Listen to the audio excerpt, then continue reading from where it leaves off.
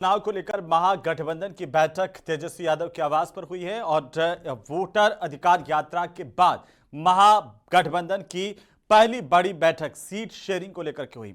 India alliance के घटक दल नेताओं ने सीट शेयरिंग के फॉर्मूले पर तेजस्वी यादव के साथ बातचीत की है। रिपोर्ट देखिए।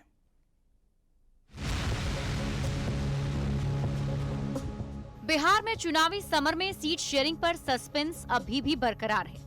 एनडीए और इंडिया गठबंधन में सीट बंटवारे को लेकर अब तक कोई ठोस फॉर्मूला निकलकर सामने नहीं आया है।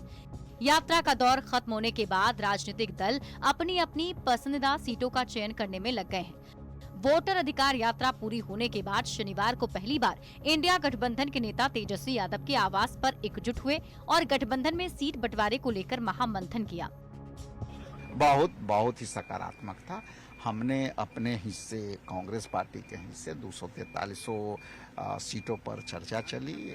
आरजेडी भी अपने हिस्से पर चर्चा की। राजधानी पटना के एक पोलो रोड स्थित नेता प्रतिपक्ष तेजस्वी यादव के आवास के बाहर सुबह से ही हलचल बनी रही। एक एक कर राष्ट्रीय जनता दल, कांग्रेस, वामदल और विकासशील इंसान पार्टी के नेता पहुंचते रहे।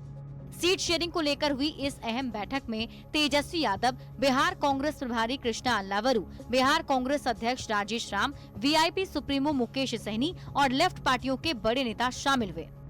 बैठक से निकलने के बाद विपक्षी महागठबंधन के घटक दलों ने बताया कि समन्वय समिति के अध्यक्ष तेजस्वी यादव के नेतृत्व में सकारात्मक बातचीत हुई है। यात्रा के बाद गठबंधन की मीटिंग थी, इसमें अलग अलग विषयों पर चर्चा हुआ, सीट शेयरिंग पे भी बात हुई और अच्छी मीटिंग रही।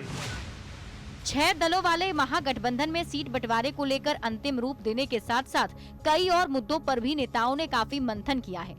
अंदरूनी खबर है कि पूर्व केंद्रीय मंत्री पशुपति कुमार पारस की पार्टी आरएलजेपी को भी महागठबंधन में 7वें दल के रूप में शामिल करने पर भी कोऑर्डिनेशन कमेटी ने विचार किया है।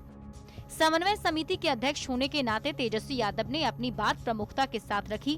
घटक दलों के शीर्ष नेताओं ने भी अपनी अपनी पार्टी का चुनावी उद्देश्य बैठक में रखा।